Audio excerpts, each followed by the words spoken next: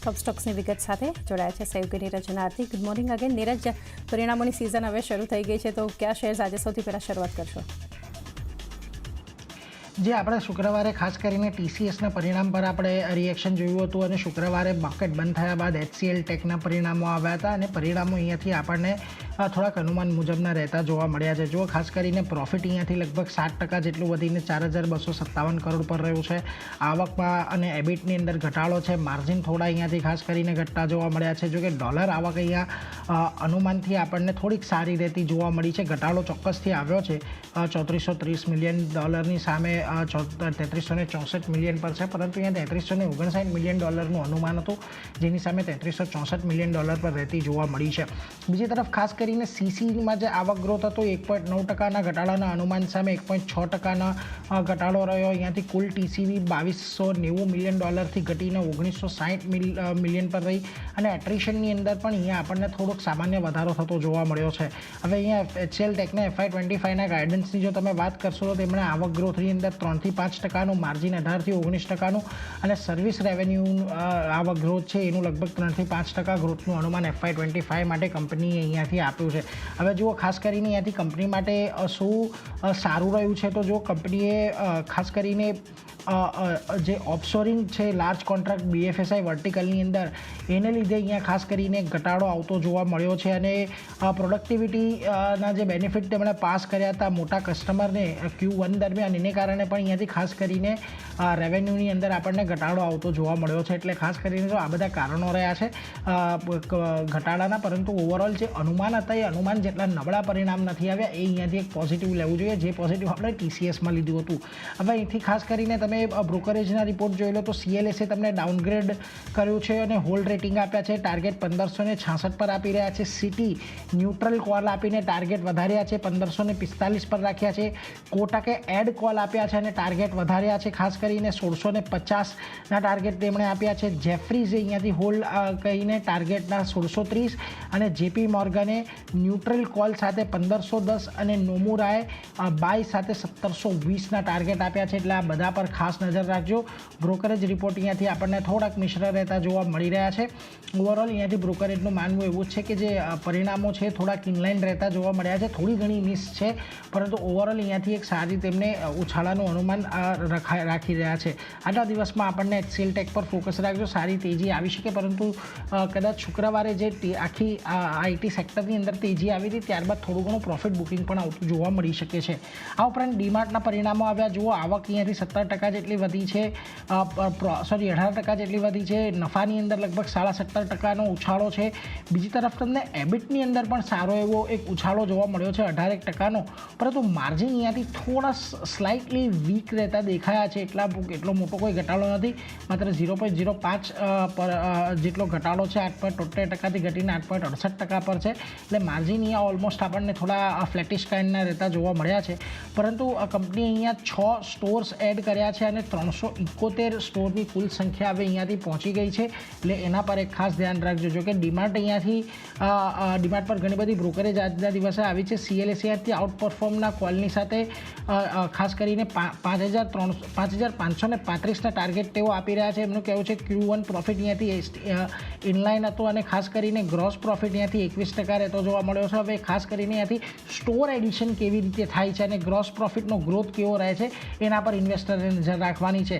જેફરીઝ અહીંયાથી હોલ્ડનો કોલ આપી રહ્યા છે, 4600ના ટાર્ગેટ આપી રહ્યા છે અને એમનું કહેવું છે કે જે સ્ટોર પિકઅપ માટેની આશા હતી એ વધારે પડતી હતી અને એનું એટલું ડિલિવર અહીંયાથી નથી કરી શકી કંપની.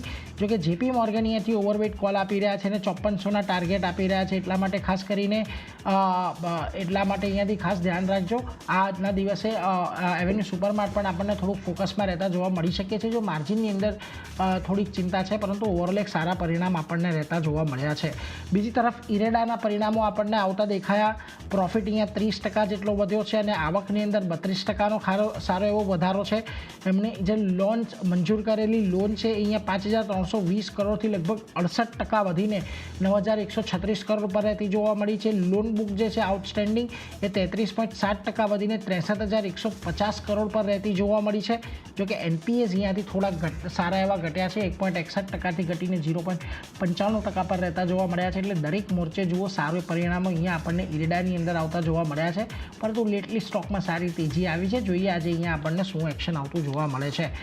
બીજી તરફ યુએસ એફડીએ તરફથી એક સુવેન ફાર્મા એક ફોકસમાં છે, કારણ કે કંપનીનું જે કામ છે કેસ્પર ફાર્મા એને યુએસ એફડીએ તરફથી 2 અવલોકનો મળ્યા છે. હૈદરાબાદ પ્લાન્ટને અવલોકનો મળ્યા છે અને ફોર્મ 483 પણ ઇસ્યુ કરવામાં આવ્યો છે. હવે આજે આને વધારે ડિટેલ્સ અત્યારે નથી કે ઓબ્ઝર્વેશન કયા પ્રકારના છે, ઓપરેશનલ છે કે પછી કોઈ બહુ મોટા ઓબ્ઝર્વેશન આપવામાં આવ્યા છે. જો કે એની છણાવટ થાય તો આપણને ત્યાંથી વધુ સ્પષ્ટતા મળે, પરંતુ ક્લિયરલી આજે સુવેન ફાર્મા તમને થોડું દબાણમાં રહેતું દેખાઈ શકે છે. એટલે આ બધા પર નજર રાખજો. HCL ટેક, ડીમાર્ટ, આ કાઉન્ટર આજના દિવસે ખાસ ફોકસમાં રહેવાના છે. પરંતુ આરતી, તમારા તરફથી કયા સ્ટોક્સ કે જ્યાં નજર રાખશો?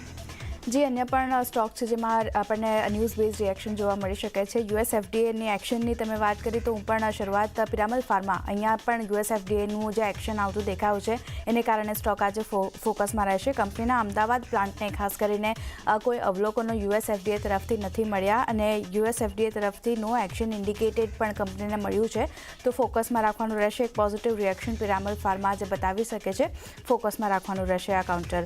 બીજી બાજુ પેટીએમની વાત કરી લઈએ તો અહીંયા જે રીતે સમાચાર આવતા દેખાયા છે, જાપાનની જે સોફ્ટ બેંક છે તેણે જૂન મહિનામાં પેટીએમમાંથી સંપૂર્ણ હિસ્સો વેચ્યો છે અને સોફ્ટ બેંકને રોકાણ પાંક સોફ્ટ વિઝન ફંડે જે છે તે આ હિસ્સો વેચ્યો છે. બીજી બાજુ જે એસવીએફ બેંક છે તેમણે બાકી બચેલો 1.4% હિસ્સો પણ પેટીએમમાંથી વેચ્યો છે. તો પેટીએમનું કાઉન્ટર આજે એક નેગેટિવિટી બતાવી શકે છે. ફોકસ રાખવાનું રહેશે, કારણ કે જાપાનની જે સોફ્ટ બેંક છે તેણે પોતાનો સંપૂર્ણ હિસ્સો જે છે તે અહીંયાથી વેચ્યો છે. બીજી બાજુ આરવીએનએલની વાત કરી લઈએ તો અહીંયા કંપની માટે પોઝિટિવ સમાચાર બનતા દેખાયા છે.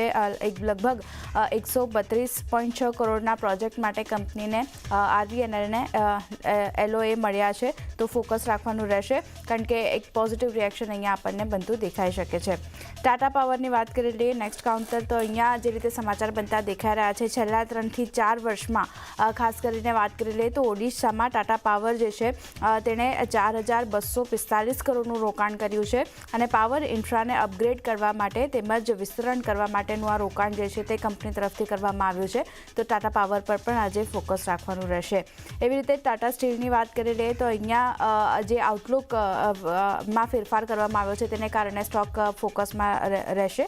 ફિચે ટાટા સ્ટીલ પર આઉટલુક જે છે તે ઘટાડ્યું છે અને આઉટલુક સ્ટેબલથી બદલીને નેગેટિવ કર્યું છે. બીજી બાજુ રેટિંગ જે છે તે BBB- પર તેમણે યથાવત રાખ્યું છે અને યુકે બિઝનેસમાં ટર્નઓવર અંગેની જે અનિશ્ચિતતા બનતી દેખાઈ રહી છે તેને કારણે આ જે આઉટલુકમાં ફેરફાર કરવામાં આવ્યા છે, જે ઘટાડો કરવામાં આવ્યો છે ફિચ તરફથી, તો ફોકસ રાખવાનું રહેશે. ટાટા સ્ટીલના કાઉન્ટર પર એક નેગેટિવિટી આજે સ્ટોક બતાવી શકે છે. અને છેલ્લે ઝોમેટોની વાત કરી લઈએ તો અહીંયા કંપનીએ ફીઝમાં વધારો કર્યો છે.